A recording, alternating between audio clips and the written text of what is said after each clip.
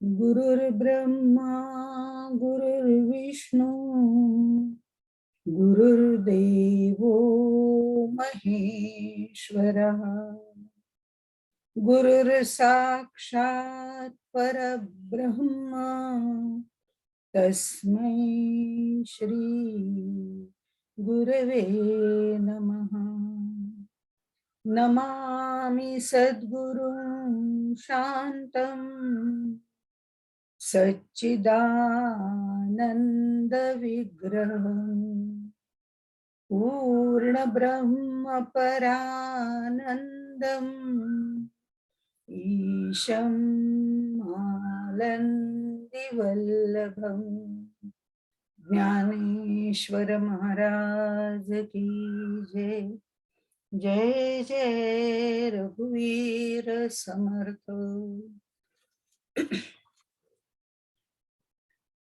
आज आपण थोडी वेगळी सुरुवात करणार आहोत, कारण सर्वसाधारणपणे ग्रंथाचा जो अनुबंध आहे, अनुबंध चतुष्टय, हा सगळ्यात सुरुवातीला सांगितला जातो आणि मग आपण ग्रंथाला सुरुवात करतो.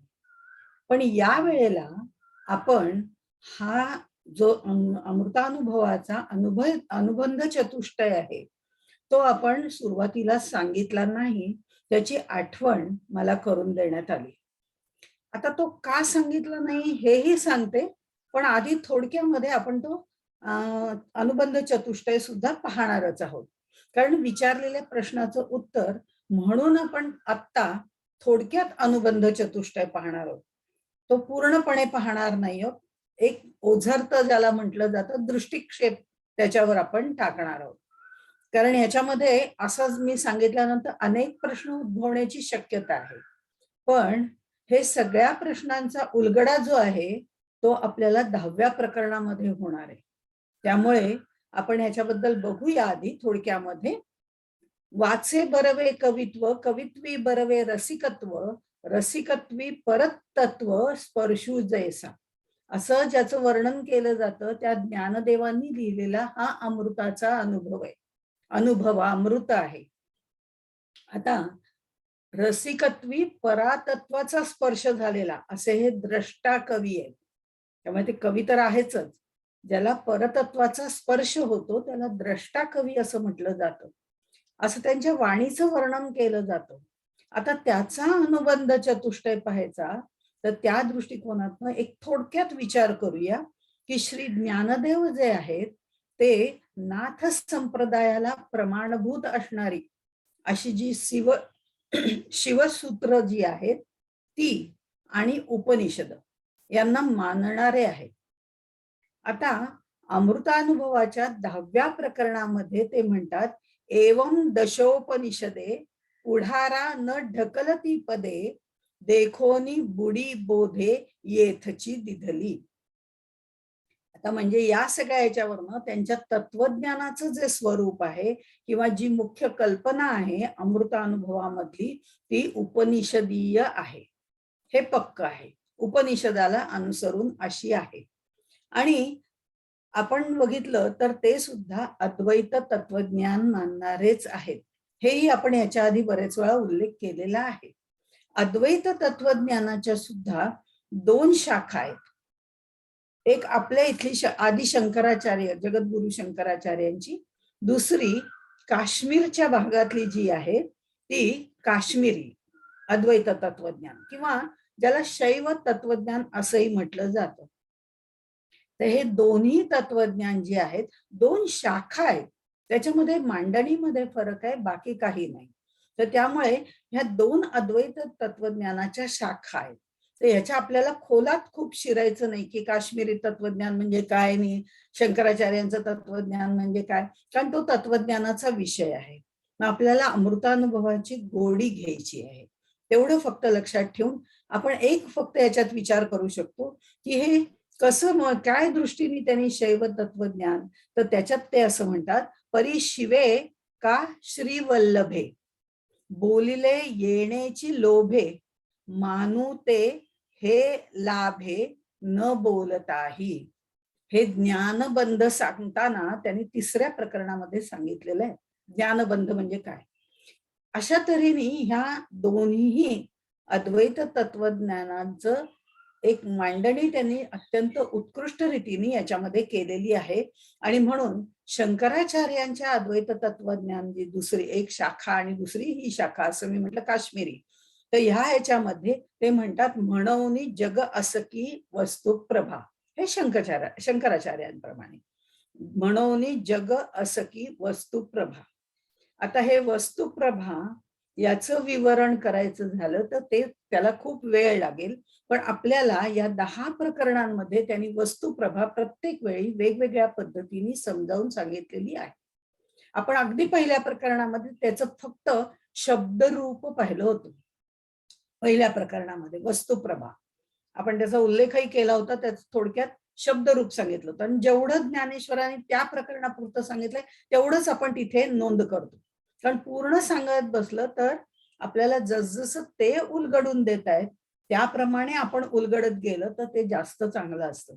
आणि त्यामुळे हे जे आहे हे 10व्या ह्याच्यामध्ये आपल्याला या सगळ्या वस्तुप्रभा म्हणजे काय याचा उलगडा होतो. आता खरं तर अनुबंध चतुष्टय जो आहे तो ग्रंथाच्या सुरुवातीला असतो असं मी म्हटलं. पण ज्ञानदेवांचा जो अमृतानुभवाचा अनुबंध चतुष्टय आहे तो ग्रंथाच्या शेवटी म्हणजे 10व्या प्रकरणात आहे. आणि तो आपण म्हणून आधी घेतला नाही. कारण आधी घेतला असतं तर आपलं कन्फ्युजन जास्त झालं असतं. त्यामुळे हे 10व्या प्रकरणापर्यंत आपल्याला ज्ञानेश्वरांच्या सगळ्या संकल्पना ज्या आहेत त्या हळूहळू उलगडत जातात. त्यांचा पाहण्याचा दृष्टिकोन आपल्याला लक्षात येतो. कारण नॉर्मल कोर्समध्ये जो पाहण्याचा दृष्टिकोन संतांचा असतो तो दृष्टिकोन याच्यात नाही. असं मी मुद्दामून हे विधान करून ठेवते की कसं कसं त्यांनी वेगळ्या पद्धतीने सांगितलंय हे आपल्या लक्षात येईल. आणि त्यामुळे या त्यांच्या संकल्पनेच्या दृष्टिकोनातून आपण पाहायला लागलो की आपल्याला या सगळ्या गोष्टी उलगडत जातील. आणि हे सगळं म्हणून त्यांनी 10व्या प्रकरणामध्ये आपल्याला अनुबंध चतुष्टय त्याचा सांगितलेला आहे. तो आपण म्हणूनच आधी घेतला नाही. का आधी घेतला नाही त्याचं हे उत्तर. आणि आता तरी सुद्धा आपल्याला प्रश्न विचारलाय त्याचं उत्तर म्हणून आपण अनुबंध चतुष्टय थोडक्यात बघणार आहोत. आता ह्याचा अनुबंध चतुष्टय म्हणजे आपल्याला माहितीये की अधिकारी, विषय, प्रयोजन आणि संबंध अशा पद्धतीने किंवा उपक्रम वगैरे अशाही गोष्टी त्याच्यात ऍड केल्या जातात. पण मुळामध्ये चतुष्टय म्हटल्यानंतर 4 गोष्टी अधिकारी, विषय, प्रयोजन आणि संबंध अशा पद्धतीने तो सांगितला जातो. हा जो अनुबंध त्यांनी 10व्या प्रकरणात मांडलेला आहे. आता खरा अधिकारी कोण हे त्याचं पहिलं हे. तर खरं जर पाहिलं आत्ताच्या एकूण अनुभवामृताच्या ह्याच्यावरनं तर विवेक, वैराग्य, शमदमादी, षट संपत्ती या साधन चतुष्टयाने संपन्न असलेला आणि ज्याला जीवनमुक्त व्हायची ओढ आहे असा त्याचा अधिकारी आहे. बघा म्हणजे किती उच्च पातळीवरचा आधी मुळामध्ये अधिकारी आहे याचा. पण तरी सुद्धा अमृतानुभव ग्रंथाचं रहस्य जे आहे ते समजू शकेल, जाणू शकेल असा तीव्र साधक किंवा सिद्ध हा याचा अधिकारी आहे. कारण ह्याच्यामध्ये सिद्धापर्यंत किंवा तीव्र साधकत्व जोपर्यंत जेव्हा येतं तेव्हा त्यातले मलविक्षेप हे दोष गेलेले असतात. आणि हे दोष गेल्यानंतर हे अमृतानुभव ते कोणत्या पातळीवरनं सांगतायत त्याचं ग्रहण करणं शक्य होतं. पण तरी सुद्धा माऊलींनी मात्र 10व्या प्रकरणामध्ये असं म्हटलेलं आहे की आणि मुक्त मुमुक्षु बद्ध, पहिले मुक्तच घेतलेलं आहे बरं का, म्हणजे जीवन मुक्तच घेतलेलं आहे. आणि मुक्त मुमुक्षु बद्ध हे तववरी योग्यता भेद अनुभवामृत स्वाद विरुद्धे जिये. हे खरं म्हणजे त्यांनी अधिकारी सांगितलेले आहेत. याच्यात बद्ध मुमुक्षु पण घेतलेले आहेत. आता हे सर्वजण अधिकारी आहेत म्हटलंय आणि मी आत्ताच तुम्हाला सांगितलं की जीवन मुक्तवाला किंवा तीव्र साधकत्व असलेला हा त्याच्यामधला अधिकारी आहे. पण माऊली असं सांगतात की मुमुक्षुबद्ध वगैरे हे सुद्धा त्याचे अधिकारी आहेत. आता ते असं का म्हणतायत? इथे पुन्हा त्यांनी सांगितलंय की हे सर्व याचे अधिकारी आहेत जोपर्यंत ते अमृतानुभवाचा स्वाद घेत नाहीत, जोपर्यंत ते म्हणजे कोण, बद्धमुमुक्षू, हे जोपर्यंत त्याचा स्वाद घेत नाहीत तोपर्यंत हा भेद आहे, बद्ध मुमुक्षू वगैरे. पण तो त्यांनी एकदा घेतला की ते सगळे जीवनमुक्तच आहेत. म्हणजे मुळात अधिकारी हा जीवनमुक्त आहे, पण बद्ध मुमुक्षू साधक हे ज्या वेळेला तीव्र साधक होतील, जीवनमुक्त होतील, ते खरं म्हणजे अधिकारी आहेत. पण म्हणताना त्यांनी असं म्हटलं की बद्ध मुमुक्षू सुद्धा होतील. हा भेद कुठपर्यंत आहे, जोपर्यंत ते स्वाद घेत नाहीत तोपर्यंत. आता हे स्वाद घेत नाहीत तोपर्यंत याचा उलगडा आपल्या आता गुरु आपण जे गुरुवंदना करतो आहे त्याच्यामध्ये आता पुढच्या श्लोकात येणारच आहे. तिथे आपण बघू की जोपर्यंत हे त्याचा स्वाद घेण्याची इच्छाच करत नाही तोपर्यंत नाही, तोपर्यंत त्यांच्यात भेद आहे. पण नंतर नाही, कारण एकदा त्यांनी अमृतानुभवाचा स्वाद घेतला की मग, कारण अज्ञान जे आहे ते अंधत्व आहे. बद्ध मुमुक्षू यांच्यामध्ये अज्ञान आहे, त्यामुळे तसं ते ज्यावेळेला हा भेद असतो तेव्हा ते त्याला लायक नाहीत, म्हणजे अधिकारी नाहीत. पण मग त्यांना ज्ञान प्राप्त होतं, पण त्यांना ज्ञानाचा बंध निर्माण होतो आणि तो साधक आणि सिद्धत्वामध्ये असू शकतो. सगळ्या सिद्धांमध्ये असतो असं नाही, पण साधकामध्ये ज्या 3 अवस्था आहेत, मंद, मध्यम आणि तीव्र, याच्यात तीव्र सोडून द्या, पण मंद आणि मध्यम मध्ये हा अहंकार येऊ शकतो, म्हणजे ज्ञानाचा बंध येऊ शकतो. बद्ध आणि मुमुक्षू यांच्यामध्ये अज्ञानाचं अंधत्व आहे, तर साधकामध्ये ज्ञानाचा बंध निर्माण होतो. पण अमृतानुभवाचा जेव्हा स्वाद घेतला जातो, हे स्वाद कशाचा आहे, तर ब्रह्मानंदाचा स्वाद आहे. तो घेतला जातो त्यावेळेला अंधत्वही नाही आणि बंधत्वही नाही. म्हणून त्यांनी असं सांगितलंय की बद्ध मुमुक्षू जोपर्यंत हा स्वाद घेत नाही तोपर्यंत त्यांच्यात भेद आहे. पण जेव्हा ते स्वाद घ्यायला सुरुवात करतील आणि हळूहळू ते साधकत्वापर्यंत, तीव्र साधकत्वापर्यंत, सिद्धापर्यंत पोहोचतील, तेव्हा तेही जीवनमुक्तच होऊन जातील. म्हणजे तेही यासाठी अधिकारी आहेत, हे त्यांना खरं म्हणजे सांगायचंय. विषय काय आहे, तर ग्रंथातील प्रतिपाद्य विषय जो असतो, त्याचा जो अर्थ असतो त्याला विषय असं म्हणतात, की त्यातनं काय बाहेर पडतंय, काय मिळतंय, हा विषय आहे. या ग्रंथाचा विषय जीव ब्रह्म ऐक्यतेचाच आहे. निर्विकल्प ब्रह्मस्थिती ज्याला म्हटली जाते, तो विषय याच्यामध्ये आहे. किंबहुना श्री निवृत्ती ठेविले असो जिया स्थिती, ते काय देऊ हाती वाचेचिया. वृत्ती ज्ञान खंडन, आपल्या वृत्तींचं खंडन कसं करायचं त्याच्यामध्ये हे दिलेलं आहे. म्हणजे हे जे आहे त्याच्या सोप्या भाषेत जर सांगायचं झालं तर आम्हा लागी गुरुदेवे आम्हीच केलो, किंवा देव पहाया गेलो देव होऊन ठेलो, हे जसं आहे तसं सद्गुरु जे असतात ते आपल्याला त्यांच्यासारखंच करतात. ही स्थिती जी आहे ना, शिष्याला, सत्शिष्याला सद्गुरु त्यांच्याच प्रमाणे करून टाकतात. ही जी स्थिती आहे ना, ती स्थिती जर वर्णन करायला गेलो, असं माऊली म्हणतायत, तर ती शुद्ध बुद्ध अशी जी आत्मस्थिती आहे तिला मळ लागेल. कारण वाचेमध्ये मी तिला वर्णन करायला गेलो तर ती मलिन होईल, कारण तिला शब्दबद्ध करता येत नाही, बंदिस्त करता येत नाही. आणि म्हणून किंबहुना श्री निवृत्ते ठेविलं असे जया स्थिते, ते काय देऊ हाते, असं त्यांनी म्हटलेले. वाचेच्या सान्निध्याने ते काय देणार मी तुम्हाला. त्यामुळे ग्रंथाचा प्रतिपाद्य विषय जो आहे तो ब्रह्म ऐक्यतेचाच आहे. सद्गुरु आपल्यासारखे करतात, देव होऊनी, जे मी म्हंटल मगाशी त्याप्रमाणे, देव पहाया गेलो देव होऊनी ठेलो, तसंच होऊन जातो. हाच खरा म्हणजे विषय आहे. या ग्रंथामध्ये जीव जगत हे तत्वतः परब्रह्माहून किंवा परमात्म्याहून भिन्न नसून त्याचंच स्वरूप आहे. विश्व ब्रह्म ना परहा, हे जीव ब्रह्म ऐक्यच आहे.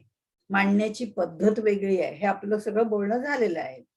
ज्ञानरूप परमात्माच दृश्य बनून इथे सगळीकडे पसरलेला आहे, हेच त्याचं स्वरूप आहे. हा सिद्धांतच त्यांनी याच्यामध्ये मांडलेला आहे आणि हा सिद्धांत त्यांनी चांगदेव 65 मध्ये सुद्धा मांडलेला आहे.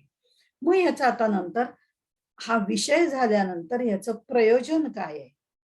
तर मी सच्चिदानंद स्वरूप असंग नित्य मुक्त ब्रह्म आहे असं निसंशय ज्ञान प्राप्त करणं हे प्रयोजन आहे. ज्ञानदेव म्हणे हे श्रीमंत, ज्ञानदेव म्हणे श्रीमंत हे अनुभवामृत सेवोनिया जीवनमुक्त हेची होतू. हे त्याचं खरं म्हणजे प्रयोजन आहे.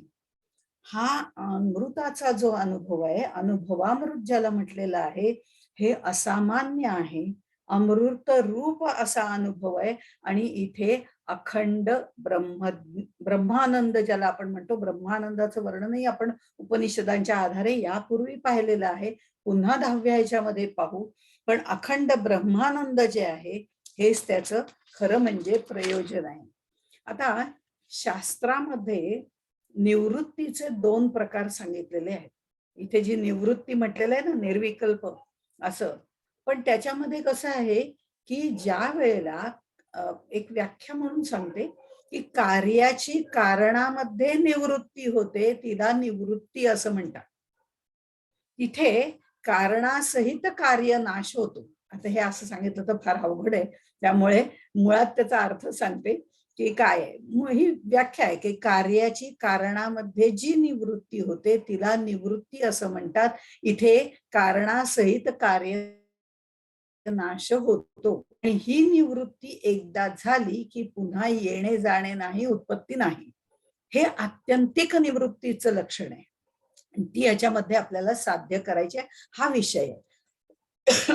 आता ह्याच्यामध्ये कारणामध्ये कार्याची निवृत्ती होते. कारण म्हणजे कोणतं? उपादान कारण, रॉ मटेरियल आपलं हे बोलणं झालेलं आहे. उपादान कारणामध्ये कार्याची निवृत्ती होते. म्हणजे घट जो आहे तो फुटला की मातीमध्ये मिसळून जातो, बरोबर? म्हणजे कार्याची, म्हणजे घट हे कार्य, कारण काय आहे? उपादान कारण, मूळ रॉ मटेरियल जे ते माती आहे, त्याच्यामध्ये घट फुटला की त्याच्यात मिसळून जातो. ही जी निवृत्ती आहे तिथे कार्याचा नाश झालेला आहे, पूर्णपणे घट मोडून टाकलेला आहे, त्याचे हे झालेलं आहे, काय तो पूर्णपणे फुटलेला आहे, तुटलेला आहे आणि त्या मातीमध्ये मिसळून गेलेला आहे. ही निवृत्ती एकदा झाली की पुन्हा उत्पत्ती होणार नाही. आता तुम्ही म्हणाल की घट तर पुन्हा दुसरा तयार करता येतो, पण तो घट म्हणजे जो पहिला फुटलेला आहे तोच नसतो ना. त्यामुळे ही निवृत्ती झाली की पुन्हा उत्पत्ती होणं शक्य नाही. हे आपल्या दृष्टिकोनातनं बघायचंय की एकदा ब्रह्म झालो, पर ब्रह्मैव भवती. हे एकदा का परब्रह्म स्वरूप प्राप्त झालं की ती आत्यंतिक निवृत्ती आहे. ती जीवनमुक्ताची जी निवृत्ती म्हटली जाते ती पूर्णपणे निवृत्ती की तिथून येणे जाणे पुन्हा आम्हा नाही, अशा तऱ्हेने त्याचं वर्णन केलेलं आहे.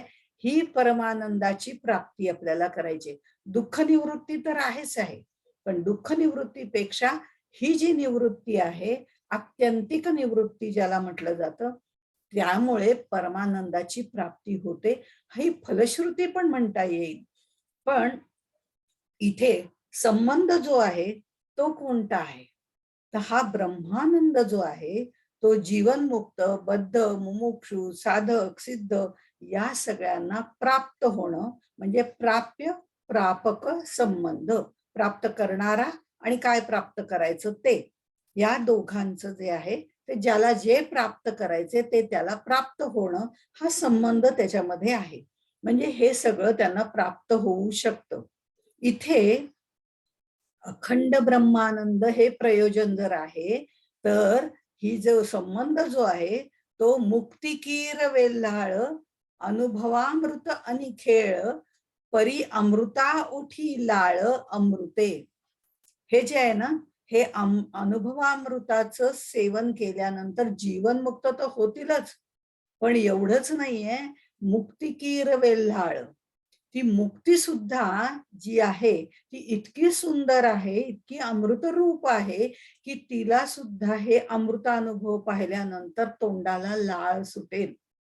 आता तिला सुद्धा लाळ सुटेल, म्हणजे त्यानंतरही भक्ती केली तरी ती ज्ञानोत्तर भक्ती याच्यामध्ये सांगितलेली आहे, म्हणजे ही पण करायचीच आहे.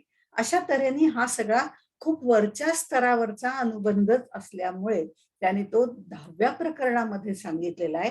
थोडक्यामध्ये याचा अधिकारी बद्ध मुमुक्षु साधक सिद्ध आणि जीवनमुक्त आहे. विषय जो आहे तो विश्व ब्रह्म ना परहा, हाच विषय म्हणजे शंकराचार्यांचाच विषय वेगळ्या मांडणीमध्ये त्यांनी मांडलेला आहे, चिद्विलासाच्या भाषेत मांडलेला आहे. प्रयोजन काय आहे तर अखंड ब्रह्मानंद, किंवा ज्याला आपण म्हणतो आत्यंतिक निवृत्ती, हे त्याचं प्रयोजन आहे. आणि संबंध काय आहे तर हा ब्रह्मानंद सर्वांना प्राप्त होणं, हा खरा म्हणजे प्राप्य प्रापक असा संबंध आहे. अशा तऱ्हेने या अमृतानुभवाचा अनुबंध चतुष्टय आपल्याला सांगता येतो. आता त्या सगळ्या संकल्पनांचा जो उद्देश आहे तो आपल्याला जेव्हा आपण शेवटच्या प्रकरणामध्ये जातो तेव्हा या संकल्पना उलगडत उलगडत आपण तिथे जातो आणि मग हा जो अनुबंध चतुष्टय तो आपल्या पटकन लक्षात येतो. म्हणून तो शेवटी सांगितलेला आहे. गीतेमध्ये पण तसाच सांगितलेला आहे. असो, तो आपला आता विषय नाही. पण तरी सुद्धा ह्या याच्यात जर आपण बघितलं तर आतापर्यंत जे आपण सद्गुरु स्तवन करतो आहे, आता शिवशक्ती समावेशन झाल्यानंतर सद्गुरु वंदन त्यांनी केलेलं आहे. आणि जसं शिव आणि शक्ती यांच्यामध्ये सामरस्य दाखवलेलं आहे, तसंच या ह्याच्यामध्ये सुद्धा गुरु आणि शिष्य यांचं सामरस्यच दाखवलेलं आहे. त्यामुळे हे सामरस्य दाखवणं हा प्रत्येक ठिकाणी मुद्दा येतोच आहे.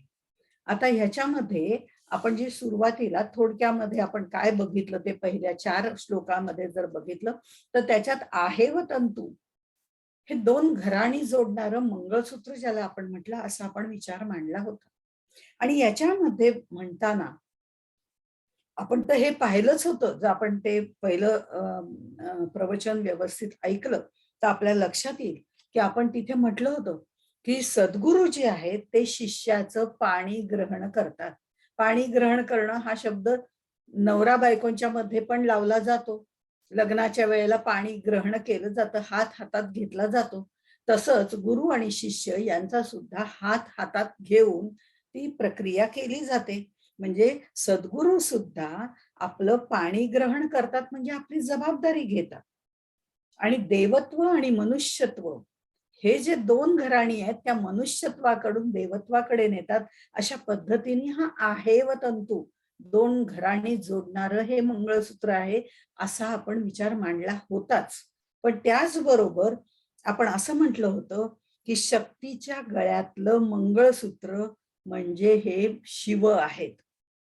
हे शिवाचं प्रतीक आहे, कारण तिने शिवाच्या नावाने आपल्या गळ्यात मंगळसूत्र मानलेलं आहे. हा शिव कोण आहे तर शांकरी विद्येचं प्रतीक आहे, ब्रह्मविद्येचं प्रतीक आहे, शांकरी विद्येचं प्रतीक आहे, ज्ञशक्तीचं प्रतीक आहे. आणि ही ज्ञशक्ती घेऊनच तिने हा पसारा मांडलेला आहे. अशा रीतीने हे शिवशक्तीचं स्वरूप सुद्धा आहे व तंतूने जोडणार आहे, हे मुद्दामून सांगितलं. कारण आपण मागच्या प्रकरणामध्ये शिवशक्ती समावेशन पाहिलं होतं आणि त्यांचं एकरसत्व पाहिलं होतं. ज्या वेळेला नवरा बायको लग्न करतात त्यावेळेला ते दोघं एकरस झाले तरच संसार व्यवस्थित मांडला जातो. त्यातनं निवृत्त पण दोघांनाही व्यवस्थितपणे होता येतं. हे नेटका आणि मोटका असं सांगूनही आपण त्याचा उल्लेख केला होता. त्यामुळे हे शक्तीच्या गळ्यातलं मंगळसूत्र म्हणजे शिव आहे. या दृष्टिकोनातनं पहिला अध्याय जो बघितला होता तो पहिलं प्रकरण जे बघितलं होतं त्या प्रकरणावरनं ही गोष्ट आपण नमूद केली होती. असं हे आहे व तंतूचं सांगून झाल्यानंतर मग आपण म्हटलं होतं की वसंत ऋतूची त्याला उपमा दिली होती. हे सगळं जरी मिळालं, ही बाग उपासनेने फुलवली तरी सुद्धा यामध्ये वसंत ऋतू यावा लागतो, म्हणजेच सद्गुरूंची कृपा असावी लागते. आणि त्यासाठी आपण ज्ञानेश्वरीतल्या 10व्या अध्यायातला 169वी ओवी जी आहे ती पण आपण त्यामध्ये घेतली होती. आता उपाय वनवसंतू, जो आज्ञेचा आहे व तंतू, अशा तऱ्हेने ते वर्णन केलेलं होतं. आणि मग नंतर दुसऱ्या श्लोकामध्ये त्यांनी असं म्हटलं होतं की हा मदोन्मत्त झालेला, उन्मत्त झालेला जो हत्ती आहे, त्याच्या गंडस्थळामधून जो स्त्राव होतो त्याला त्यांनी मोतियांचा बोगरू, म्हणजे मोत्यांचा घास, अशा पद्धतीने, आणि हा मोत्यांचा घास भरवणारे सद्गुरू आहेत. आता हा मोत्यांचा घास भरवणारे म्हणजे आम्हाला ब्रह्मज्ञान देणारे सद्गुरू आहेत, हे त्यांना त्याच्यामध्ये सांगितलंय. पण आम्ही कसे आहोत त्याचं वर्णन अविद्येचे आडवे भुंजित जीवपणाचे भवे या ह्याने केलंय. म्हणजे आम्ही मात्र या सगळ्या गोंधळामध्ये किंवा या सगळ्या अविद्येच्या आडरानामध्ये आमच्यासारखे लोक आंधळेपणाने, हत्ती जसा मदोन्मत्त झाल्यावर तो मद त्याच्या डोळ्यामध्ये शिरतो आणि तो ज्याप्रमाणे त्याला काही दिसेनासं होतं म्हणून खरं म्हणजे तो मदोन्मुक्त झाला असं आपल्याला वाटतं, आणि त्याला काही दिसत नाही म्हणून तो इकडे तिकडे सैरावैरा पळायला सुरुवात करतो. तसंच आम्ही सुद्धा या अविद्येच्या आडरानामध्ये असंच विषयांच्या संगतीमध्ये आम्ही फिरत राहतो. ते विषयांचं विष आमच्यामध्ये भिनलं जातं आणि मीपणाच्या अहंकारामधून ज्या वेळेला आम्ही थकून भागून जातो त्यावेळेला सद्गुरू त्रिविध तापे पोळला हे झाल्यानंतर सद्गुरू आम्हाला त्यातून बाहेर काढतात. कसे? मुक्तीचा घास भरवून, कृपा करून, कृपा कटाक्षे, असं म्हणून त्यांनी म्हटलेलं होतं. आणि मग त्यानंतर आपण पुढचा जो भाग घेतला होता तो कशा कशा पद्धतीने सद्गुरू आपल्याला म्हणजे ज्ञानप्राप्ती करून देतात त्याबद्दल त्यांनी सांगितलं होतं. आता हे सगळं सांगताना पुढच्या श्लोकाकडे आता आपण वळूया आणि आपल्या विषयाला प्रारंभ करूया. एकच मिनिट. पुढचा जो श्लोक आहे 5वा. एकच मिनिट हा संध्याताई. हो. बाकी सगळ्यांना लिंक लावावी याकरता मी सांगते की आता जे काही आपल्याला संध्याताईंनी सांगितलं ते आपल्याकडे 2 प्रश्न आले होते निनिमाताईंचे, की अमृतानुभवामध्ये अनुबंध चतुष्टय सांगितलं आहे का आणि त्यातला अधिकारित्व कोणाला आहे? आणि दुसरा प्रश्न असा होता की आहे व तंतू हे प्रकृतीच्या गळ्यात बांधले आहे असे म्हटले पुस्तकात. सद्गुरू हेच आहे व तंतू सारखे आहेत. ब्रह्मविद्या त्यांच्या मार्फत मिळते असे सांगितले आहे. दुसरे प्रकरण गुरुवर आहे, त्यात प्रकृती कुठे आली कळले नाही, असा प्रश्न होता. त्यावर आता संध्याताईंनी त्यांचं विवेचन केलंय आणि आता आपण पुढच्या ओवीकडे वळूया. पुढची जी ओवी आहे, कैवल्य कनकाची या दाना, जो न कडसी थोर साना. कैवल्य कनकाची या दाना, जो न कडसी थोर साना, द्रष्ट्याची या दर्शना पाडाऊ जो, असं म्हटलेलं आहे. आता ह्याच्यामध्ये हा गुरुचा प्रसाद आपल्याला मिळतोय. प्रसाद म्हणजे प्रतिसाद मिळतोय. हा जो आहे त्याच्यामध्ये जेव्हा जाणत्याशी सर्व पुसावे, जाणत्या बरोबर राहावे किंवा जाणत्याच्या कडून सगळं ज्ञान घ्यावं असं समर्थ नेहमी सांगतात. हा जाणता कोण आहे? तर हा जाणता जो आहे तो सद्गुरू आहे. आणि सद्गुरू सगळं जाणणार आहे, कारण त्यांनी हे सगळं ज्ञान आत्मसात केलेलं आहे. तो जाणता आहे, त्याला त्यातल्या सगळ्या अडचणी माहिती आहेत. हे ज्ञान प्राप्त करण्याकरता काय करावं लागतं, कसं जावं लागतं, कोणत्या अडचणी येतात, अशा रीतीने तो जाणता आहे. आता हा जाणता सद्गुरू आहे आणि जाणायचं काय आहे तर ते ज्ञेय जे आहे ते परममंगल शिव जाणायचं आहे, तिथपर्यंत जायचंय. म्हणजे अंतिम गंतव्यस्थान ज्याला आपण म्हणतो लास्ट डेस्टिनेशन, परब्रह्म, परमेश्वर, परब्रह्म आपण त्याला म्हणतो. ते परब्रह्म म्हणजेच इथे मंगल शिवाकडे जायचंय शैव तत्वज्ञानानुसार, असं म्हटलेलं आहे. उद्या आपण शाक्त तत्वज्ञानानुसार एखादा ग्रंथ वाचायला घेतला देवी भागवतासारखा, तर तिथे देवी हेच गंतव्यस्थान आहे असं सांगितलं जातं. म्हणजे कोण काय सांगतंय या सगळ्याचा उद्देश एकच असतो, पण सांगण्याच्या पद्धती वेगवेगळ्या असतात. त्यामुळे इथे त्यांनी म्हटलंय ज्ञेय काय आहे तर मंगल शिव, परम मंगल शिव हे अंतिम गंतव्य स्थान आहे. आणि तिथपर्यंत जाण्याचं सद्गुरू जे आहेत ते आपल्याला ज्ञान रूपाने त्या परम मंगल शिवापर्यंत पोहोचवतात. म्हणजे जीवाला शिवापर्यंत पोहोचवतात. असं इथे त्यांनी आपल्याला या श्लोकामध्ये सांगितलेलं आहे. आता याच्यामध्ये हा मोक्षरूपी प्रसाद आहे आणि या मोक्षरूपी प्रसादाला ज्ञानदेवांनी सुवर्णाची उपमा दिलेली आहे. कनक, कनकाची या दाना, कैवल्य कनकाची या दाना, हे दान सद्गुरू आम्हाला करतात. पण दान देणारा जरी पूर्ण मनाने दान देत असला तरी दान घेणारा सुद्धा तेवढ्याच पात्रतेचा लागतो. हेही अध्यात्म विद्येच्या बाबतीमध्ये आपल्याला नमूद करावंसं वाटतं. आता हा प्रसाद देताना कनकाची या दाना, कैवल्य कनकाची या दाना, हा प्रसाद देताना सद्गुरू लहान मोठा गरीब श्रीमंत कुठलाही भेद ठेवत नाही. कारण मुळामध्ये सद्गुरू भेदरहित आहेत आणि त्यांच्यामध्ये स्वगत, सजातीय, विजातीय हे कुठलेच भेद नाही. भेदाभेद अमंगळ नाही जेथे, असं वर्णन केलं जातं. त्यामुळे तुकाराम महाराज म्हणतात, त्यामुळे इथे भेद नाहीच आहे.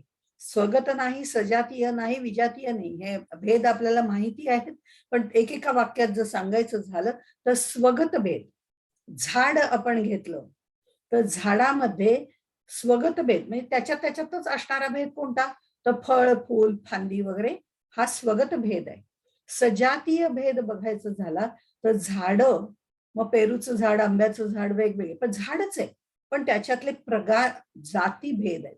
सजातीय हे जे जात म्हणजे पेरूचं झाड, आंब्याचं झाड, फणसाचं झाड, असे वेगवेगळ्या प्रकारची झाडं. अशा तऱ्हेने आपण जर देहाचं घेतलं तर माझा देह जो आहे त्यातलं स्वगत भेद काय आहे, तर हात पाय डोळे वगैरे असा भेद आहे. आणि सजातीय भेद काय आहे, तर देह म्हटल्यानंतर स्त्री आहे, पुरुष आहे, मुलं आहेत, म्हणजे त्यांचे देह आहेत, अशा पद्धतीने. आता ह्याच्यात विजातीय भेद म्हणजे त्या विजातीय म्हणजे सजातीय झाले, विजातीय भेद म्हणजे हे वेगवेगळ्या प्रकारची झाडच वेगवेगळ्या प्रकारची जशी आपण म्हटली तशी झाडांमध्ये सुद्धा काही फळं येणारी, फळं न येणारी अशी पण झाडं असू शकतात. त्यामुळे काही नुसतेच काटे येणारी म्हणजे त्याला फळं येतीलच असं नाही. आतापर्यंत आपण बघितलं फळ, फूल वगैरे हे त्यांचे भेद आहेत, पण ती सगळी उलगडत जाणारी फळाचीच रूप आहेत. पण पेरूची झाडं, आंब्याची झाडं यांना फळं येणार आहेत, ते सजातीय. विजातीय म्हणजे त्याच्यामध्ये पुन्हा आणखीन वेगवेगळ्या प्रकारची झाडं. असे हे भेदाभेद जे आहेत ते भेदाभेद अमंगळ येथे नाही. आणि म्हणून जे सद्गुरू आहेत ते आपलं दान करताना, कैवल्याचं म्हणजे मोक्षाचं, मुक्तीचं दान करताना ते भेदाभेद करत नाहीत. म्हणजे भेदाभेद करत नाहीत म्हणजे ते पशु, पक्षी, प्राणी सगळ्यांना देतात. आता हे सगळ्यांना देतात हे बरोबर आहे. ते भेदाभेद करत नाहीत हेही बरोबर आहे. आपल्याला माहिती आहे की गजेंद्र मोक्ष ही कथा जर बघितली तर दिलेलं आहे गजेंद्राला सुद्धा, नाही का? म्हणजे त्यांनाही अजामिळाला दिलेला आहे. म्हणजे ह्या सगळ्यांना दिलेलं आहे, भेदाभेद केलेलं नाहीये. पण हे केव्हा देतात हे महत्वाचं आहे. देतात सगळ्यांना हे महत्वाचं नाहीये, कारण ते सगळ्यांना द्यायला तयार आहेत. पण केव्हा देतात हे महत्वाचं आहे. आणि यासाठी साखरे महाराजांचं एक उदाहरण आपण घेतलं तर लक्षात येईल. साखरे महाराज ज्या वेळेला बडोद्याला गेले होते, बडोद्याच्या मुक्कामी होते, तिथल्या राजाने त्यांचं प्रवचन ठेवलं होतं. म्हणजे त्यावेळेची ती पद्धत होती की एखादा संत पुरुष आला की त्याचं प्रवचन ठेवायचं. त्याप्रमाणे साखरे महाराजांचं प्रवचन बडोद्याच्या राजांनी ठेवलं होतं. आणि तिथे ते मुक्कामी सुद्धा होते. प्रवचन वगैरे झालं, सगळं झालं, नंतर गप्पा टप्पा चालू झाल्या. त्यावेळेला राजा म्हणाला की प्रवचन महाराज खूप सुंदर झालं बरं, अगदी अप्रतिम झालं, ऐकत राहावंसं वाटलं.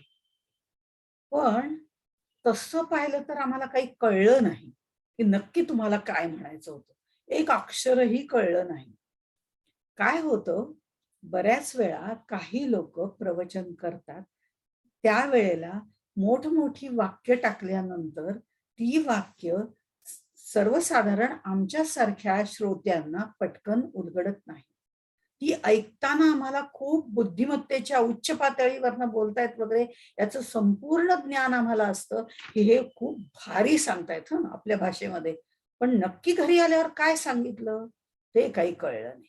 ते आम्हाला पुन्हा उलगडता येत नाही, सांगता येत नाही किंवा त्याप्रमाणे नक्की काय आचरण करायचं हे आम्हाला समजत नाही. असं होऊ शकतं. अर्थात साखरे महाराजांची प्रवचनं तशी नव्हती. पण हा फक्त दृष्टांत आहे, एवढंच लक्षात घ्या. मग राजा कोण होता, मग त्याला खरंच कळलं नाही का, ह्या भानगडीत नाही पडायचं. हा दृष्टांत आहे आपला. तर त्यामुळे राजाने त्यांना असं म्हटलं, की खरं म्हणजे प्रवचन कालचं खूप सुंदर झालं, पण उत्तम झालं. पण आम्हाला काहीच कळलं नाही. अगदी एक अक्षरही नाही, खरं सांगायचं तर. तेव्हा महाराज त्याच्यावरती असं म्हणले, "अहो, होतं असं कधी-कधी. आमचे गाडीचे जे बैल इथे मांडलेले आहेत, बैलगाडीतनं मी आलो. त्या बैलगाडीचे बैल आहेत, ते सुद्धा इथे देवळाच्या बाहेरच बांधलेले होते. अहो, ते सुद्धा ऐकतात, पण त्यांना सुद्धा त्यातलं एकही अक्षर कळत नाही." तसं आहे. म्हणजे इथे ऐकतोय सगळंजण, पण ते ऐकलेलं आपलं मनन, चिंतन, नंतर ते आचरणात येणं, ह्या सगळ्या प्रक्रिया व्हाव्या लागतात. त्या न होता ज्या वेळेला आपण एका कानाने ऐकतो आणि दुसऱ्या कानाने स्ट्रेट हायवेवरनं सोडून देतो, त्यावेळेला ते आत काहीच मुरत नाही. आणि ते मुरलं नाही, तर त्याची ओढ लागत नाही. अशा पद्धतीने सांगण्यामागचा उद्देश आहे आणि म्हणून ते म्हणले, की मोक्षाकरता गाढव जरी आलं, त्याला सद्गुरू मोक्ष देतील. पण केव्हा? त्याने जर मोक्ष मागितला तर. त्यांनी मागितलंच नाही, तर ते कशाला देतील? सद्गुरूंनी मोक्ष द्यायला ते तयार आहेत. पण घ्यायला तयार पाहिजे ना. ते घ्यायला तयार असणाऱ्यालाच फक्त ते मोक्ष देतात. जसं तो भेद करत नाहीत, की मोक्ष मागायला आलेला गजेंद्र आहे, का मनुष्य आहे, का विवेकानंद आहे, का एखादा सिद्ध पुरुष आहे, हा विचार नाही करत. पण आलेल्याला ते मोक्ष जे मागतात त्यांना देतात. म्हणून मोक्ष द्यायला ते तयार आहेत, पण केव्हा? हे महत्वाचं आहे. जेव्हा मला मोक्ष पाहिजे असं म्हणतात आणि त्याप्रमाणे कृती करायला सिद्ध असतात, त्यांनाच ते मोक्ष देतात. हे कैवल्याचं दान आहे. त्याच्यासाठी दान घेणाराही तेवढ्याच योग्यतेचा लागतो असं म्हटलं मी ते त्याच्यासाठी. आता इथे आपल्याला एक गोष्ट यांची आठवते, की रामकृष्ण परमहंसांकडे एक जण येतो आणि तो म्हणतो, "हे तुम्ही प्रत्येक वेळेला म्हणता तुम्ही केव्हाही या, मोक्ष द्यायला तयार आहे इथे. मोक्ष द्यायला तयार आहे. मला मोक्ष पाहिजे. किती दिवसात मिळेल?" खरं तर म्हटलेलं आहे, "देवाची या द्वारी उभा क्षणभरी त्याने मुक्तिचारी" असं साधी येल्या. हे जर म्हटलेलं आहे, तर तुम्ही मला केव्हा मोक्ष देणार? मग मी त्याप्रमाणे इथे येऊन राहीन, उपासना करीन, तुमची सेवा करीन, काय तुम्ही म्हणाल ते करीन. म्हणजे हा तयार आहे. पण केव्हा, किती दिवसांनी मिळतो? म्हणजे त्याप्रमाणे मी ठरवतो. 10 दिवसांनी मिळतो का 20 दिवसांनी मिळतो? तर ते म्हणे, "नाही, बस तू आत्ता. आत्ताच्या आत्ता तुला मोक्ष देतो" म्हणे. "तू हे सगळं करणार आहेस म्हणून तयार झालायस, मी आत्ताच्या आत्ता तुला मोक्ष देतो." छे म्हणलं, "अहो, आत्ताच्या आत्ता नको. किती दिवस सांगा, त्याप्रमाणे ॲडजस्टमेंट करतो." कारण घरी अजून मुलीचं लग्न व्हायचंय, नातू पाहायचंय, त्याची मुंज पाहिजे. आलं का म्हणजे सगळं. हे झाल्यानंतर किती दिवस लागतात तेवढं सांगा, मग मी येतो. म्हणजे अजून तू संसारात गुरफटलेला आहे. तुला मुक्ती नकोच आहे खरं म्हणजे आता. मग कशाला पाहिजे की मोक्ष किती दिवसात मिळतो. मोक्ष तत्क्षणी मिळतो ज्या क्षणी सद्गुरूशी एकरूपत्व येतं. सद्गुरू आणि सत्शिष्य यांच्यामध्ये समरसता येते, सामरस्य निर्माण होतं. तेच सामरस्य माऊलींना ह्याच्यामध्ये सांगायचं आहे. म्हणून ते म्हणतात आणि इथे आपण जर बघितलं तर ही मुक्ती, तो म्हणतो, "नको, नको, मला एवढ्या लवकर मुक्ती नकोय." ही आमची भावना आहे. पण तुकाराम महाराजांसारखे म्हणतात, "न लगे मुक्ती धनसंपदा." आम्हालाही मुक्ती नकोय असं ते म्हणतात.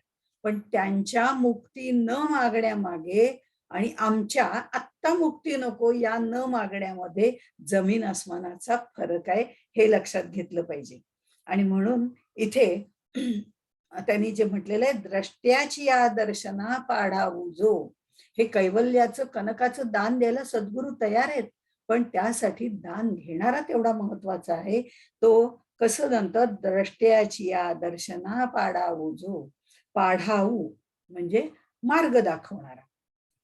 मार्ग दाखवणारा सद्गुरू हा परमार्थामधला दीपस्तंभ आहे.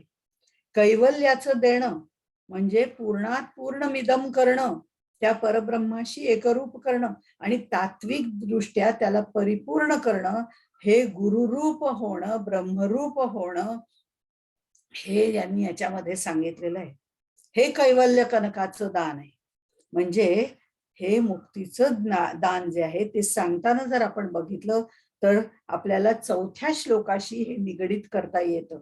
आपण पुन्हा 4था श्लोक घेणार नाही आहोत. ते आपला पहिल्या 5 जी आपण महत्वाची 5 श्लोक जे घेतलेले होते संस्कृत, त्या श्लोकांमध्ये आपण उल्लेख केलेला आहे. तयोस्तत्वाभिपत्तये 4था श्लोक संस्कृत श्लोक आहे त्यातला.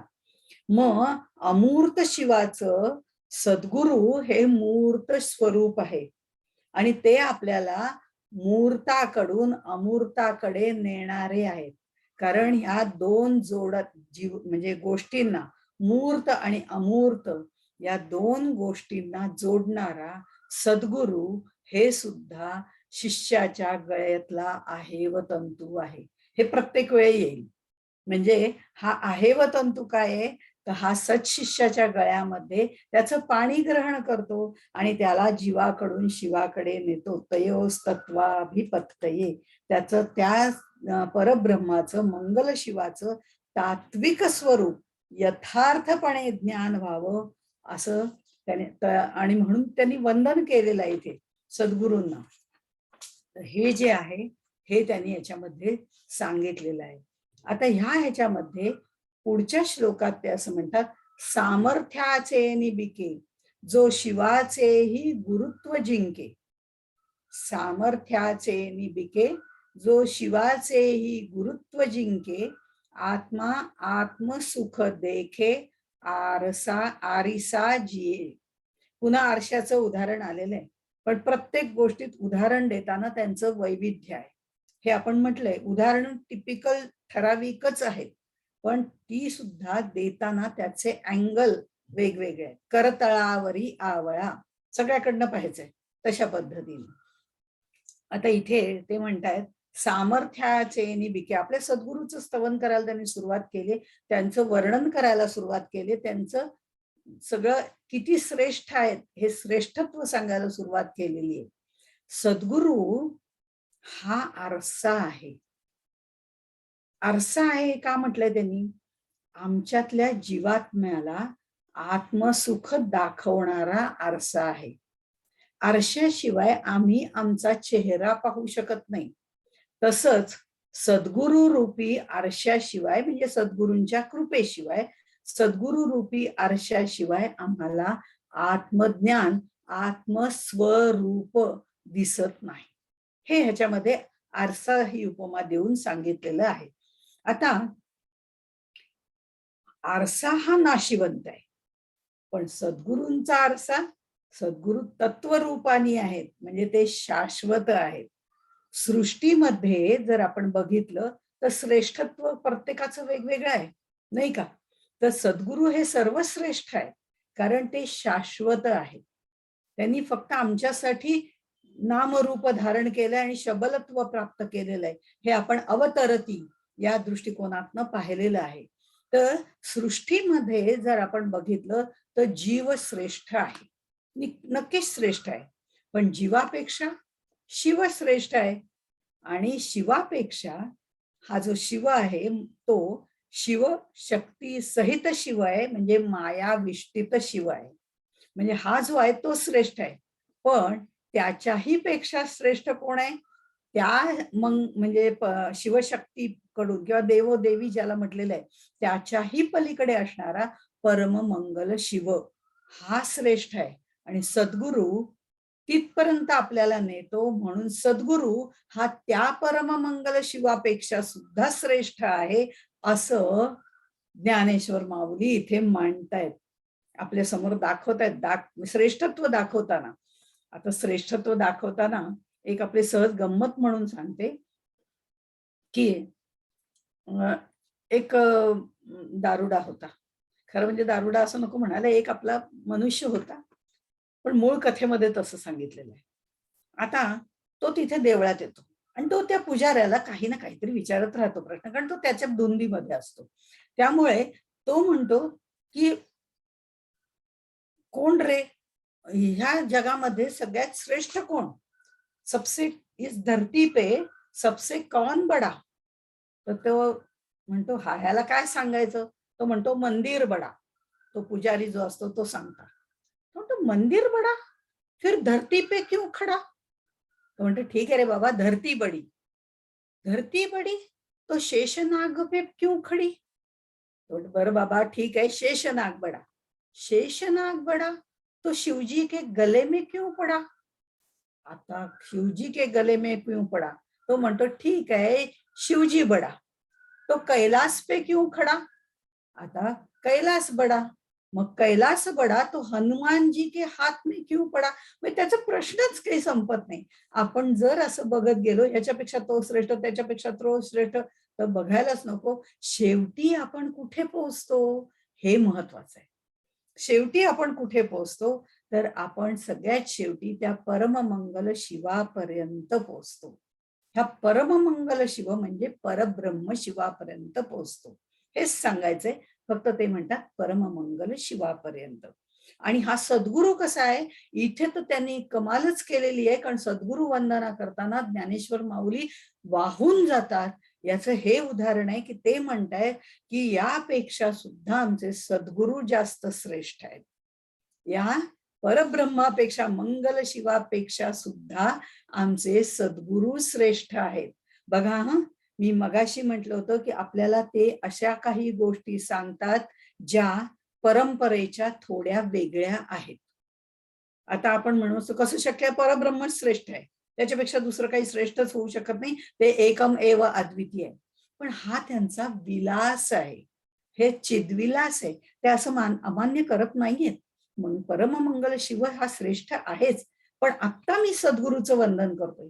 ज्या वेळेला मी शिवशक्तीचं वंदन करत होतो, तेव्हा तीच दोन्ही मूळ इके असं म्हणून त्यांनी त्यांचं वर्णन केलं होतं. ती कशी श्रेष्ठ आहेत हे दाखवलं होतं. ही स्ट्रॅटेजी आहे.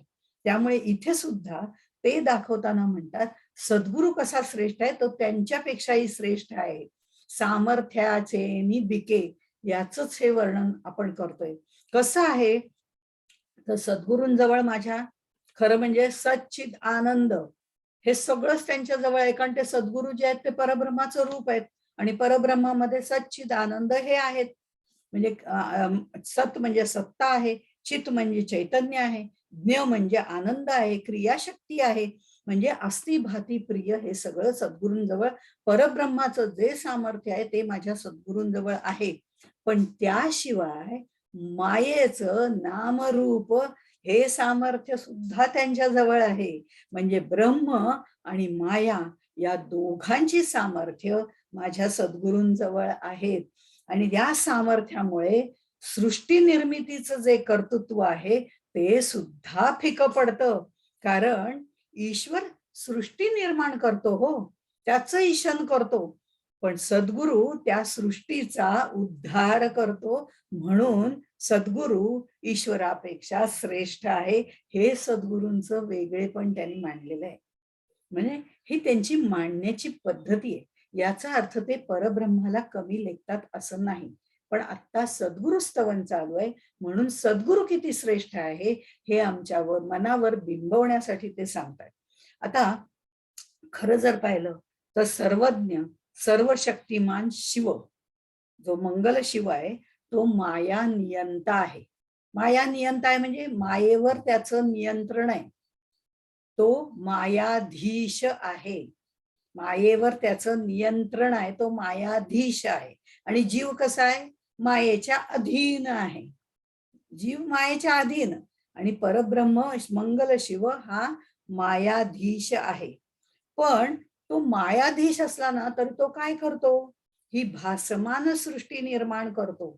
आणि या भासमान सृष्टीमध्ये जीवाला निर्माण करतो आणि जीवाला त्याच्या कार्याप्रमाणे म्हणजे प्रारब्धाप्रमाणे सुख दुःख उपभोगायला लावतो आणि तिथं आपलं सगळं सामर्थ्य दाखवतो. आणि त्या जीवावरती त्या मायेचं जे सगळं आवरण असतं ते आवरण तो घालतो, म्हणजे मंगल शिव, आणि शुद्ध आत्मस्वरूप त्याच्यापासून लपवून ठेवतो. पण आमचे सद्गुरू कसे आहेत, विद्या सामर्थ्याने, विद्येचं सामर्थ्य त्यांच्याकडे आहे. हे शिवानी रचलेलं हे सगळं ब्रह्मांड जी कल्पना आहे ती कल्पना अगदी भ्रमरूप आहे हे ते सांगतात. ज्या अविद्ये मायेमध्ये, उपाधीमध्ये जीव सापडलेला आहे, त्या मायेच्या अधीन झालेला आहे, तिला त्यातून बाहेर काढतात, त्या जीवाला बाहेर काढतात, त्याला ज्ञान देतात आणि मग त्याला शिवापर्यंत नेतात. हा शक्तीसहित शिव जो आहे तो मायोपाधित आहे, त्याच्यापर्यंत नेतात आणि सांगतात, बघ ही माया आणि ही शक्ती हे दोघे एकच आहेत, काही वेगळे नाही आहेत. तर तुला हे शून्यत्व ओलांडून पलीकडे जायचंय. हा उपदेश ते करतात आणि त्या परममंगल शिवापर्यंत नेतात आणि मायाही त्याला साथ देते. हे सगळं जगद्रूप असलं तरी त्याच्यातलं मागचं तत्व पाहायचं. हे आनंद घेण्याचं कार्य, त्यांच्या अनुभवास आणून देण्याचं कार्य, जीवाला शिवापर्यंत नेण्याचं, उपाधीतून सोडवण्याचं, हे उपाधी रहित करण्याचं आणि हा जो मायोपाधित असा जो शिवशक्ती आहे त्याच्यातून बाहेर पाडून जो उपाधी विरहित आहे त्या मंगल शिवापर्यंत नेण्याचं काम आमचे सद्गुरू करतात. म्हणून ते श्रेष्ठ आहेत असं त्यांनी इथे आपल्याला सांगितलेलं आहे. आता आणखीन एक आपण सद्गुरूंचा मुद्दा या श्लोकाबद्दल बघूया, म्हणजे आपल्याला नक्की कळेल की हे सद्गुरू आमचे कसे श्रेष्ठ आहेत. हे सांगताना ते असं म्हणतात, कारण इथे सामर्थ्याचे निबिके जो शिवाचे ही गुरुत्व जिंके, आत्मा आत्मसुख देखे आरिसा जैसा. तर ह्याच्यामध्ये परब्रह्म जे आहे, परम मंगल शिव जे आहे ते अव्यवहार्य आहे. बघा, आपण एक एक मुद्दे मांडूया. हे तर फक्त आपल्या या संदर्भाच्या दृष्टिकोनातून आपण विचार करायचा. आता परब्रह्म अव्यवहार्य कसं म्हणता येईल वगैरे, पण परब्रह्म हे माऊलींनी मांडलेलं आहे की परब्रह्म जे आहे ते अव्यवहार्य आहे. त्याच्याशी कोणताही देण्या घेण्याचा व्यवहार होऊ शकत नाही. का होऊ शकत नाही? कारण त्याला आकार नाही, त्याला रंगरूप नाही. आता व्यवहार करायचा झाला तर रंग रूप आकार पाहिजे ना, तर त्याच्याशी आम्ही व्यवहार करू शकू. आणि म्हणून तर सद्गुरूंनी नामरूप आकार घेतलेला आहे. आणि सद्गुरू मोक्ष प्राप्त करून देण्याचा, सद्विद्या देण्याचा आणि जीवत्व काढून घेण्याचा आणि शिवत्व देण्याचा व्यवहार करतात. म्हणून ते परब्रह्म नाहीत. बघा किती वेगळ्या पद्धतीने मांडलेलं आहे. म्हणून ते परब्रह्म अव्यवहार्य आहे. आमचे सद्गुरू व्यवहार करतात. कोणता व्यवहार करतात? त्यांना नामरूप आहे, पण ते मोक्ष प्राप्तीचा, मोक्ष देण्याचा, जीवाला शिवाकडे नेण्याचा, जीवत्व काढून घेण्याचा, शिवत्व देण्याचा व्यवहार करतात. म्हणून सद्गुरू परब्रह्म नाहीत. क्रिया करायला मदत करतात, दीपस्तंभ आहे. बरं, ईश्वर काय आहे? ईश्वर सृष्टी निर्माण करतो, लोकांना त्याच्यामध्ये घुटमळत ठेवतो, पण सद्गुरू त्यांचा उद्धार करतात. कारण ज्या वेळेला परब्रह्म वेगळं आणि परमात्मा ईश्वर वेगळा, ईशन करतो तो ईश्वर सृष्टीवरती. त्यामुळे ईश्वर जो आहे तो सृष्टी निर्माण करून ब्रह्मा विष्णू महेश त्यांना घुटमळत ठेवतो जीवाला, पण सद्गुरू त्यांचा उद्धार करतो. म्हणून तो ईश्वर नाही, कारण तो त्यांना त्यातनं बाहेर काढतो. जीव जो आहे तो संसारात रडत बसतो, मला हेच दुःख झालं, मला तेच दुःख झालं. पण श्री गुरु स्वतः कधीही रडत नाहीत, कारण ते आनंद स्वरूप असतात. पण रडणाऱ्या जीवाचं रडणं थांबवतात, रडणाऱ्या जीवाचं रडणं थांबवतात आणि त्याला त्या आनंद प्राप्तीकडे नेतात. म्हणून ते जीवही नाहीत, म्हणजे परब्रह्म नाहीत, ईश्वर नाहीत, जीवही नाहीत. मग कोण आहेत? तर शून्याकडून शून्य आहेत का? तर शून्य सुद्धा नाही. शून्याकडनं कुठलंही कार्य होत नाही आणि सद्गुरु कार्यरत असतात, म्हणून ते शून्य सुद्धा नाहीत. नमे पार्थास्ति कर्तव्यम त्रिषु लोकेषु किंचन, असं भगवंत जे सांगतात ना, मला प्राप्तव्य नाही, मला कर्तव्य नाही, मी सदा सर्वदा कार्यरतच असतो, असं गीतेमध्ये सांगितलेलं आहे 16व्या अध्यायात मला वाटतं. तर त्यामुळे सद्गुरूंना पण काय आहे, काही मिळवायचं नाहीये, काही प्राप्तव्य नाही, काही कर्तव्य नाही, काही करायचं नाही, पण तरीही ते कार्यरत असतात, म्हणजे ते शून्य पण नाही. याच्यामुळे परब्रह्म नाहीत, ईश्वर नाहीत, जीव नाही, शून्य नाही, मग सद्गुरू कोण आहेत? तर या सगळ्यांपेक्षा ते उत्तम कार्य करणारे, सर्वांपेक्षा श्रेष्ठ असे सद्गुरूंचं या लक्षण त्यांनी सांगितलेलं आहे. मग ते कसे श्रेष्ठ आहेत, हे श्रेष्ठत्व कळण्यापुरतं त्यांनी हे सांगितलेलं आहे. म्हणजे हे शिवशक्ती, देवोदेवी यांच्या पलीकडे असणारे चारुस्थळ अधिष्ठान ज्याचं आहे, एकांगी एकाहारी चारुस्थळी वगैरे जे आपण बघितलं होतं, ते तत्वरूपाने राहणारे, तयोस्तत्वाभिपत्तये हा श्लोक आपण बघितला, त्याप्रमाणे राहणारे हे सद्गुरू आहेत. हा फक्त संदर्भ लावण्यापुरतं हे त्यांनी म्हटलेलं आहे.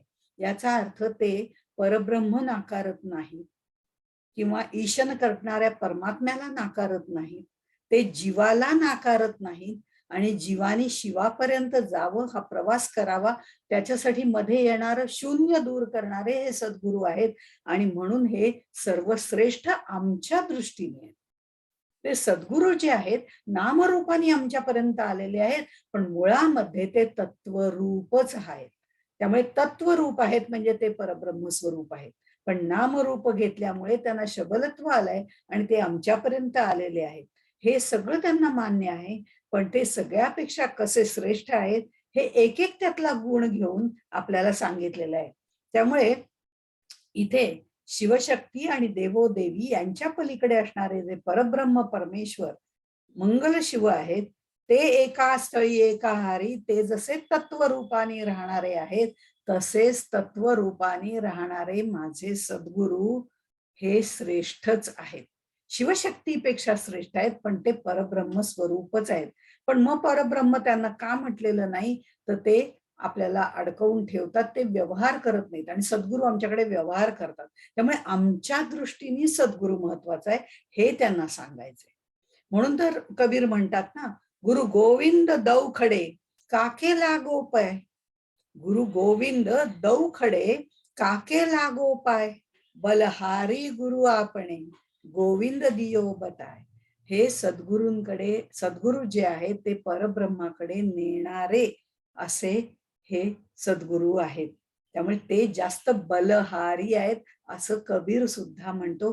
ते सर्वांपेक्षा श्रेष्ठ आहेत, कारण आम्हाला नेणार आहेत म्हणून आमच्या दृष्टीने परब्रह्म परमेश्वर जे आम्हाला कळत नाही, समजत नाही, जाणवत नाही, त्याच्यापेक्षा सद्गुरू जे आहेत ते आम्हाला तिथपर्यंत नेणारे आहेत, म्हणून ते आमच्या दृष्टीने श्रेष्ठ आहेत.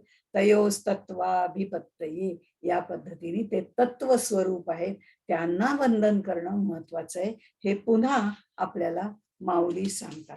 आणि मग पुढच्या श्लोकापासून त्याच्यामध्ये वेगवेगळ्या उपमा दिलेल्या आहेत, त्या आपण पुढच्या वेळेला पाहू. आता कुणाचे काही प्रश्नोत्तर असतील तर आपण त्याबद्दल बघू.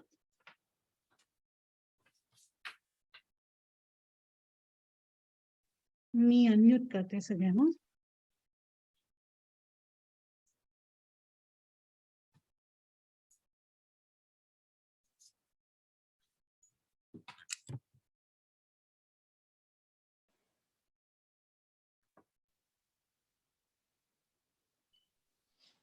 कोणाला काही प्रश्न आहेत का? त्यांनी हँड रेज करावा किंवा चॅट मध्ये विचारायचं असेल तरी, किंवा आता संध्याताईंना विचारलं तरी हरकत नाही.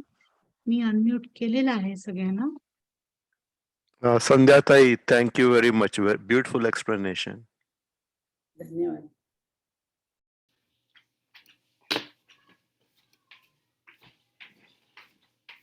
हा, बोला ना मुकुंद. हो. नाही म्हणजे पहिलं मला भीती वाटते की प्रश्न विचारू की नको, कारण की ते त्या दारुड्याने नाही, प्रश्न विचारले. मलाही भीती वाटते की मला उत्तर देता येईल की नाही. नाही नाही नाही, तसं नाही, तुम्हाला उत्तर देता येईल, पण भीती वाटते की प्रश्न विचारायचे की नाही. पण धाडस करतो की आपण सांगितलं सद्गुरूबद्दल फार छान सांगितलं. त्याच्यामध्ये ते ईश्वर नाहीत, तर ईश्वर म्हणजे तुम्ही त्याचं सांगितलं जो ईशन करतो तो, तर ईश्वर त्याच्यामध्ये ब्रह्मा विष्णू महेश आले. तर मला एक ब्रह्मा विष्णू महेश पेक्षा सुद्धा त्याच्यामध्ये ती मूळ माया ही शक्ती येते. हो म्हणजे ब्रह्मा विष्णू महेश हे तिचे फक्त कंडक्ट करणारे लोक आहेत असं आपण बरोबर म्हणूया. हा. बरोबर पण म्हणजे ईश्वर म्हणजे ईशन करणारा परब्रह्म परमेश्वराची जी शक्ती आहे, हो ती शक्ती ज्या वेळेला अष्टधा प्रकृती होते, ती अष्टधा प्रकृती इथे अपेक्षित आहे. ओके. तर आता मला प्रश्न असा आहे की हे जे ब्रह्मा विष्णू महेश आपण म्हणतो ते सूक्ष्म स्वरूप आहे का स्थूल स्वरूप आहे, म्हणजे असं एक हा बेसिक.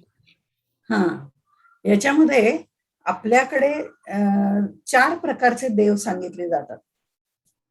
एक प्रतिमा देव, हो म्हणजे ते दासबोधात सांगितलेले आहेत पहा. चत्वार देव निरूपण जर वाचलं तर आपल्या हो लक्षात येईल हो की 4 प्रकारचे देव आहेत. ते प्रतिमा देव वगैरे आपल्याला माहिती की आपण मूर्तीची पूजा करतो, तिथे मानतो वगैरे तिथपर्यंत. पुढचं जे आहे ते नंतर त्याची चरित्र गायन करतो ते. आणि त्याच्यानंतर म्हणजे जे सांगितलेले आहेत हे चत्वार देवामध्ये ब्रह्मा विष्णू महेश यांचा सुद्धा नाश होतो. त्यामुळे एक जे आहे ते मी ह्याचं डिटेल वर्णन लिहून पाठवू का? चालेल. हा, कारण नाही म्हणजे म्हणजे ते त्याच्यामध्ये सगुण साकार, हं, म्हणजे सगुण साकार हे प्रतिमा, त्याच्यानंतर सगुण निराकार म्हणजे त्यांची चरित्र वगैरे त्याच्यामध्ये येतात. ते राम वगैरे अवतार जे आहेत ते सगळे झालेले आहेत, त्याच्याकडनं आपण गुण घ्यावा, रघुनाथाचा गुण घ्यावा म्हणतात त्याप्रमाणे. म्हणजे एक सगुण साकार, दुसरं सगुण निराकार, आणि मग तिसरं जे आहे ते निर्गुण साकार. हो ह्याच्यामध्ये ब्रह्मा विष्णू महेश बसतात, कारण ते निर्गुण आहेत. खरं म्हणजे ते ब्रह्मा विष्णू महेश आहेत का? तर नाही. तर त्या सत्व रजतम या शक्ती आहेत, म्हणजे ते निर्गुण आहेत. शक्ती जी आहे ती निर्गुणपणा असते आहे. हो ती जेव्हा कार्यान्वित होते तेव्हा ती सगुण रूप धारण करते. ते आम्ही त्यांना नावं दिलेत ब्रह्मा विष्णू महेश. म्हणजे ते निर्गुण साकार आहेत. अच्छा, साकार का म्हणजे आहेत? साकार. हा बोला. साकार का आहेत? कारण त्यांना आम्ही रूप दिलेलं आहे की हे ब्रह्माजी, मग ते कमळात बसलेत अंक वगैरे वगैरे आपल्याला माहिती. हे विष्णूजी आणि हे ब्रह्मा विष्णू आणि महेश. मग हा उत्पत्ती करतो, स्थिती करतो, लय करतो. हे त्यांचं साकार रूप आम्हाला कळण्यासाठी ऋषी मुनींनी तयार केलेलं आहे. पण मुळामध्ये ती जी शक्ती आहे, अष्टधा प्रकृती मूळ मायेची जी शक्ती आहे, उत्पत्ती स्थिती आणि लय करणारी महाकाली महाभैर, म्हणजे असं सांगितलेलं आहे सरस्वती महालक्ष्मी वगैरे असं त्याचं वर्णन केलेलं आहे. तर ह्या ज्या सगळ्या शक्ती आहेत अथर्वशीर्षामध्ये, म्हणजे देवी अथर्वशीर्षामध्ये, तर हे जे सगळं वर्णन आहे त्या ज्या शक्ती आहेत त्या शक्ती कार्य करतात, शक्ती कार्य करतात. तर आम्हाला आमच्या डोळ्यासमोर काहीतरी लागतं, म्हणून हे ब्रह्मा विष्णू महेश ही 3 रूप आमच्या सारखीच त्यांनी तयार केलेली आहेत ऋषी मुनींनी, म्हणून ती निर्गुण साकार आहेत. आणि परब्रह्म परमेश्वर जे आहे ते निर्गुण निराकार आहे. असे हे 4 देव आहेत. त्यामुळे इथे जो ईशन करणारा ईश्वर जो आहे, ज्याला आम्ही परमात्मा म्हणतो, परमेश्वर म्हणतो, जगदीश्वर म्हणतो, नाही का? तर हे सगळे जे आहेत ते निर्गुण साकार आहेत. आम्ही त्याला वेगवेगळी रूप दिलेली आहेत, पण मुळामध्ये ते तत्व जे आहे ते निर्गुण आहे. मग आणि म्हणजे तुमच्याजवळ ब्रह्मा जर विष्णू लिहिलेलं महेश असेल हे हो, हं? पाठवा तुम्ही द्या, म्हणजे तेच बरं पडेल. हो, पण बेसिकली म्हणजे बेसिकली आपण ती खरं तत्व आहेत ती, हा, आणि त्यांना काही रूप असं सगुण नाही आहेत ती, नाही म्हणजे नाही. ऋषी मुनींनी दिलेलं त्यांना साकारत्व आहे. आणि मग ते नंतर पुराण कथांमधनं वगैरे आपल्याला ती रूप आता इतके वर्ष बिंबवून आपल्याला ती खरीच वाटतात. पण बरोबर मुळामध्ये ते उत्पत्ती तत्व, लय तत्व आणि उत्पत्ती स्थिती आणि लय या 3 तत्वांचं कार्य करणारी शक्ती आहे. आणि ती शक्ती म्हणजे खरं म्हणजे मूळ माया, जी स्थूल सूक्ष्म स्वरूपात किंवा आपण सुप्त स्वरूपात जिला म्हटलं जातं तशी होती, पण ती जेव्हा प्रक्षोभित होते म्हणजे गुणक्षोभिणी होते, तेव्हा हे सत्व रजतम गुण त्यांना चिकटतात. बरं. आणि दुसरं म्हणजे मग राम आणि कृष्ण हे अवतार ते सगुण झाले. ते म्हणजे एक सगुण साकार, निर्गुण साकार. अच्छा, दोन्ही आहेत. ओके. हा, कारण ते निर्गुण साकार घेतलेले आहे. बर, आणि चालेल. म्हणजे मिळालं राईटअप तर बरं होईल. पण ते बरोबर. त्रास होत नसेल तर तुम्हाला. नाही त्याच्यात ते किंवा ऑडिओ टाकेन, तसंही काही नाही. ओके. तुम्हाला जसं ऑडिओ पाहिजे चालेल. तसं. तसंही तुम्हाला जे योग्य वाटेल ते करा. हो, चालेल. कारण हे दासबोधातला जर चत्वार देव निरूपण समास बघितला तर त्याच्यात ह्याचे सगळे डिटेल्स आहेत, 4 देवता कोणत्या वगैरे. कुठला समाज म्हणजे? 4 देवता नाही, त्याचे 4 प्रकार. हो. पण शेवटी ईशन करणारी जी शक्ती आहे ती पण शक्तीच आहे ना. हो. त्या शक्तीची, परब्रह्माची जशी 14 नावं आहेत तशी मूळ मायेची पण 14 नावं आहेत. म्हणजे तेवढ्याच शक्ती तिच्यामध्ये आहेत. पण ती शक्ती जेव्हा उपयोगात आणायला लागते ती निद्रिस्त असते, सुप्तावस्थेत असते. तोपर्यंत काहीही घडत नाही. आपण मागे याचं उदाहरण दिलं होतं की आपलं ते ECG तपासतात त्याचं सगळं पूर्ण एकाच लेवलला, म्हणजे शांत, काही नाही, मूळ माया निद्रिस्त ज्याला म्हटलं जातं. पण जेव्हा त्याच्यात वर खाली होतं तेव्हा त्या शक्ती जागृत होतात आणि मग ती अष्टधा प्रकृती होते. आणि तिथून खरं म्हणजे आपल्याला हे दृश्य सगळं सुरुवात होते. आणि शेवटचा एक प्रश्न आहे, अर्थात मी फार वेळ घेतोय, पण तर त्याचा म्हणजे 14 ब्रह्म पण म्हणतात ना, त्याच्यामध्ये सगुण ब्रह्म आहे आणि निर्गुण ब्रह्म पण आहे आणि परब्रह्म आहे त्याच्याही पलीकडे आहे असं म्हणतात.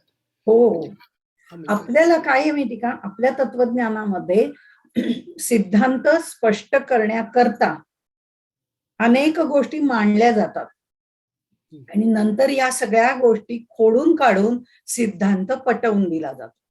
आता या 14 ब्रह्मांची मांडणी करून समर्थांनी ही ब्रह्म कशी ब्रह्म नाही हे सांगितलंय आणि मग तेच एकम एव अद्वितीय परब्रह्म आहे हे सांगितलेलं आहे. म्हणजे सिद्धांत पटवण्याकरता केलेल्या या बाकीच्या मांडण्या असतात. म्हणजे ते निर्गुणाच्याही पलीकडे आहे, ते नुसतं आहे एवढं असं म्हणायचं. असं त्याची असे ज्याला आपण म्हणतो, बस त्याचं वर्णन करताच येत नाही, ते अवर्णनीय आहे वगैरे वगैरे. बरोबर. Okay, thank you.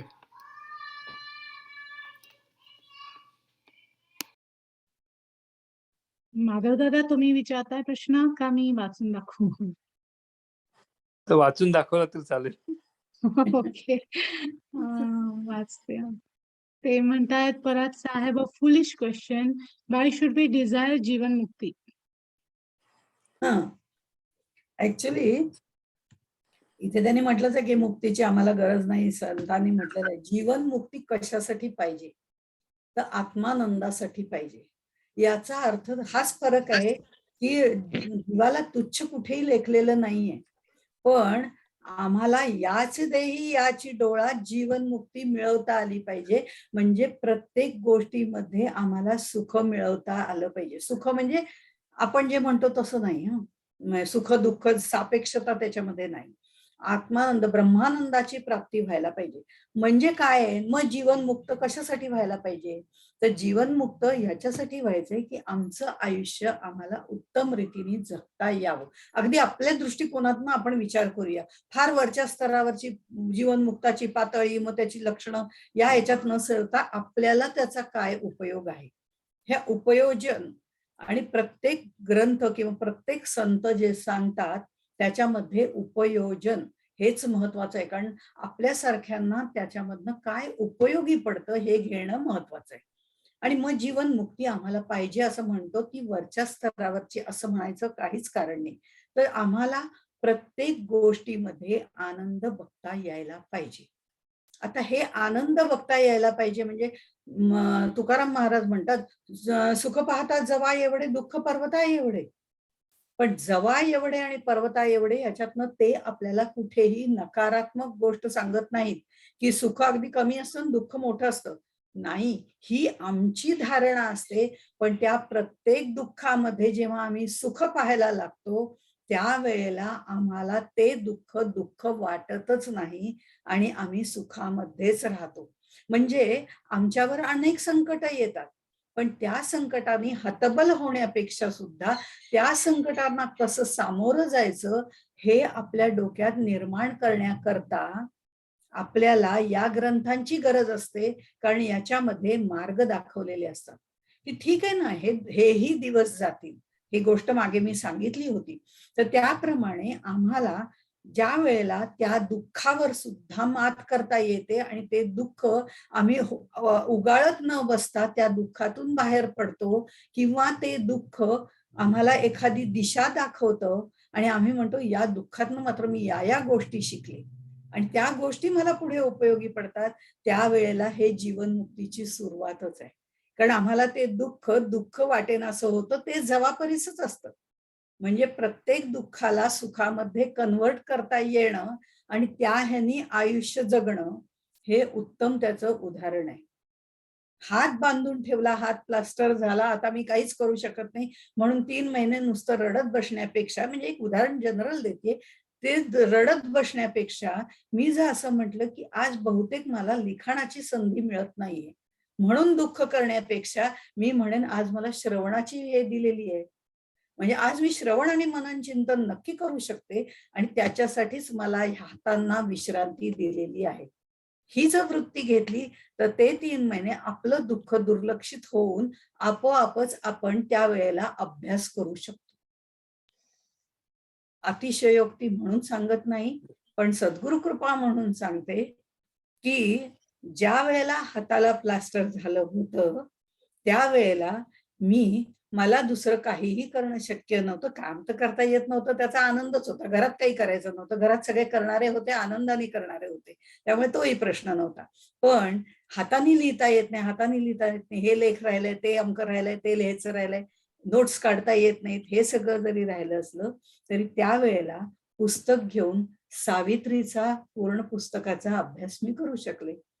कारण त्यावेळेला डाव्या हाताने फक्त महत्वाच्या रचना ज्या आहेत तिथे अंडरलाईन करणं मला शक्य होतं आणि त्या गोष्टीचा विचार करू शकले. त्या कुठल्या ग्रंथात आहेत त्या शोधून त्याच्यामध्ये खुणा घालून ठेवू शकले. त्यामुळे आपोआपच सावित्री म्हणजे अरविंदांची सावित्री याचं थोडक्यात का होईना पण एक 3 तासाचं प्रवचन झालं. म्हणजे त्यातनं आपल्याला मग आपण त्या ह्याच्यामध्ये व्यस्त असलो की आपोआपच आपलं दुःख हलकच होतं. आपल्याला त्या दुःख अर्थात जी आवड असेल ती जी आवड असेल तो विषय आपण घ्यावा. अगदी परमार्थच पाहिजे असं मुळीच नाही. हाताला प्लास्टर झालं ठीक आहे, मी पायी जाऊ शकते, मी हिंडू शकते, फिरू शकते, बाहेर जाऊन आनंद उपभोगू शकते. म्हणजे ती हे आपण दृष्टी ठेवायला हरकत नाही. हे जे आहे ही जीवनमुक्ताचीच लक्षणं आहे. हळूहळू म्हणजे आम्ही किंवा तुम्ही किंवा कोणी जीवनमुक्त झालं असं नाही मला म्हणायचं. ही सुरुवात आहे म्हणूया. म्हणजे हे उपयोजन आपल्या जीवनात आपल्याला करता यायला पाहिजे आणि दासबोध हा उपयोजनात्मकच ग्रंथ आहे. तिथे कुठलेही बाकीच्या गोष्टी दिलेल्या नाहीयेत.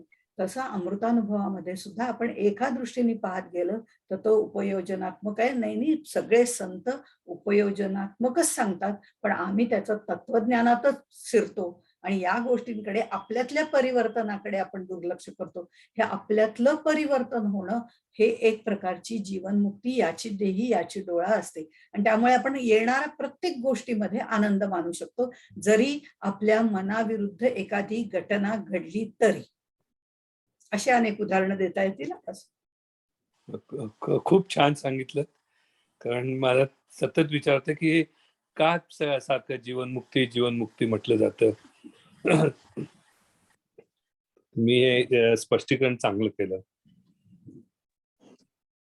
ताई रामदासांनी म्हटलंच आहे ना, परत परत मला जन्म दे आणि मुक्ती नको. त्यांची आवड तशी होती की भक्ती करायची म्हणून त्यांना म्हणून त्यांना तो जन्म नकोच होता परत. संत संग देई सदा.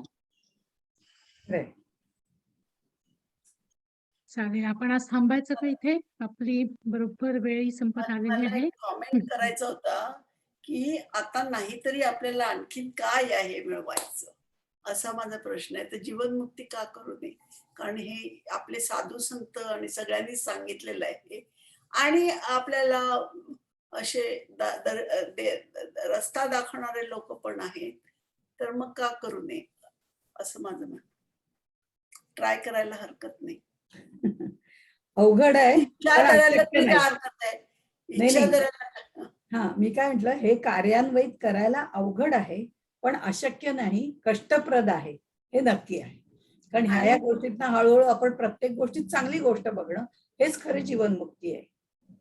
या आणि आता करायला काय हरकत आहे असं माझं मत. थांबूया. ओके, चालेल, आपण इथेच थांबूया. थँक्यू. थँक्यू. चत्वारदेवचं मी नंतर पाठवते. थँक्यू. थँक्यू चंदाताई. थँक्यू. थँक्यू.